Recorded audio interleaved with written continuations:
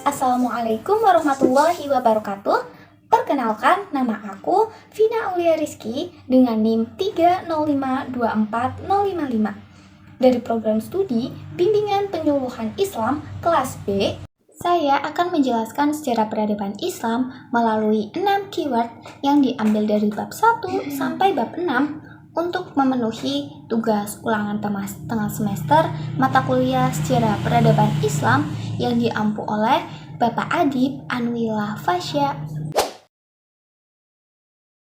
Peradaban Arab menjelang lahirnya Islam telah menyimpang jauh dari ketentuan ajaran Allah SWT. Adapun peradaban Arab ketika itu disebut sebagai masa jahiliyah, diambil dari kata jahil yang berarti bodoh. Bodoh di sini bukan berarti bodoh dalam segi pengetahuan, melainkan bodoh dari segi agama. Karena pada zaman sebelum Rasulullah SAW diutus, tidak ada nabi dan tidak ada kitab suci yang bisa dijadikan sebagai pedoman hidup. Pada masa jahiliyah ini, banyak sekali kebodohan-kebodohan yang dilakukan. Contohnya seperti kekejaman, peperangan, berjudi, berzina, merampok, minum khamar, foya-foya, merendahkan derajat wanita, membunuh bayi perempuan, dan menyembah berhala. Pada periode sebelum Rasulullah melakukan dakwah, masyarakat di kota Makkah banyak yang menyembah berhala-berhala. Nah, ada 360 jenis berhala yang mereka sembah. 4 di antaranya yang terkenal yaitu berhala Hubal, berhala Lata, berhala Uzza, dan berhala Manat. Yang pertama, berhala Hubal. Itu berhala terbesar dan paling dihormati sama suku Quraisy. Bentuknya itu kayak patung manusia yang terbuat dari batu akik merah. Hubal itu letaknya ada di dekat Ka'bah. Nah, yang kedua ada berhala Lata. Berhala Lata itu berhala perempuan yang dianggap sebagai dewi. Nah, dia dipuja sebagai sosok yang memberikan berkah dan perlindungan. Berhala Lata ini letaknya di Taif. Nah, yang ketiga berhala Uzza. Berhala berbentuk perempuan dan dianggap sebagai dewi kekuatan. Berhala Uzza ini terbuat dari pohon dan letaknya di antara Mekah sama Madinah. Yang keempat ada berhala Manat. Berhala Manat itu berhala yang lebih tua dibandingkan yang lain dan dianggap sebagai dewi takdir. Berhala ini itu letaknya di Musyallal antara Mekah dan Madinah. Perang Riddah. Perang Riddah atau perang melawan kemurtadan merupakan konflik yang terjadi di Arab pada masa pemerintahan Khalifah Abu Bakar As-Siddiq. Perang ini berlangsung sekitar tahun 633 sampai 634 Masehi sejak wafatnya Rasulullah SAW yang menyebabkan kekosongan kepemimpinan dan ketidakpastian di kalangan umat Islam.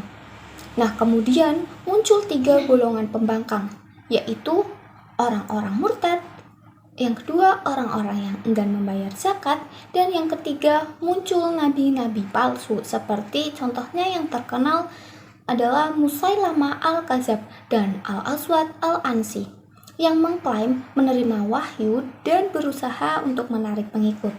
Nah, untuk menghadapi golongan pembangkang ini, Abu Bakar memutuskan untuk memeranginya sampai mereka kembali kepada kebenaran.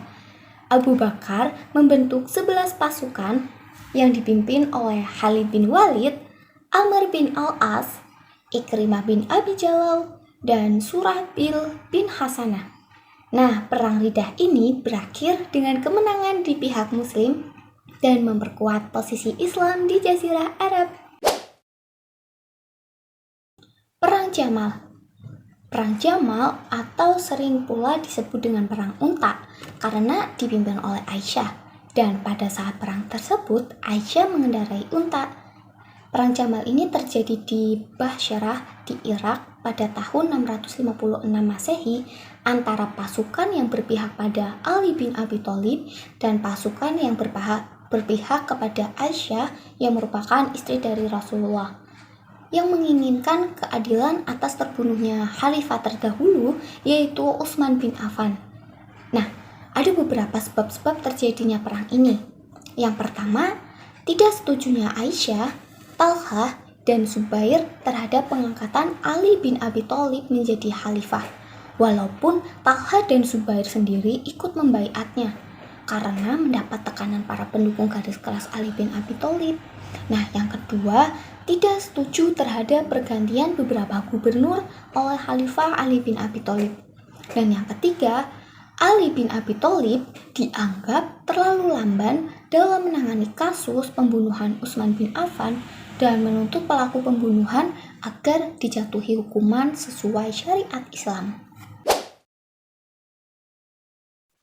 Pada bidang pemerintahan masa Daulah Umayyah, terdapat beberapa diwan atau departemen yang memiliki tugas-tugas tertentu. Yang pertama itu ada Diwan Ar-Rasail. Diwan Ar-Rasail bertugas mengurusi surat-surat negara. Yang kedua ada Diwan Al-Haraj yang bertugas mengurusi perpajakan. Yang ketiga Diwan Al-Jundi yang tugasnya itu mengurusi kemiliteran negara. Yang keempat Diwanul Hijabah. Diwanul Hijabah itu tugasnya mengawasi para khalifah. Yang kelima ada Diwan Al-Hitabah. Diwan Al-Hitabah itu membawahi beberapa bidang seperti Katib Ar-Rasail, Katib Al-Haraj, Katib Al-Jundi, Katib Asyurta, dan Katib Al-Qadi. Yang keenam ada Diwan Al-Hatim.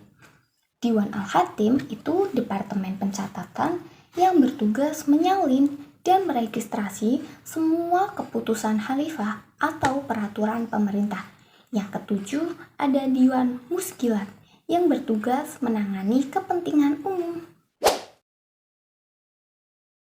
Peradaban Islam pada masa dinasti Bani Abbasiyah dianggap sebagai puncak keemasan dalam sejarah umat Islam.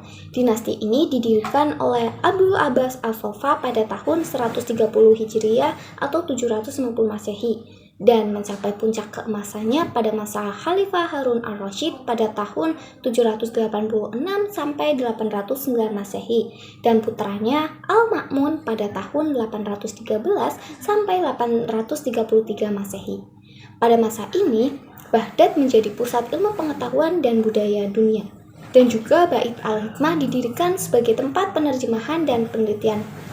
Juga banyak ilmuwan terkenal seperti Ar-Razi dan Ibnu Sina muncul yang berkontribusi dalam bidang kedokteran dan matematika. Selain itu, perdagangan berkembang pesat yang menjadikan Baghdad sebagai pusat perdagangan internasional.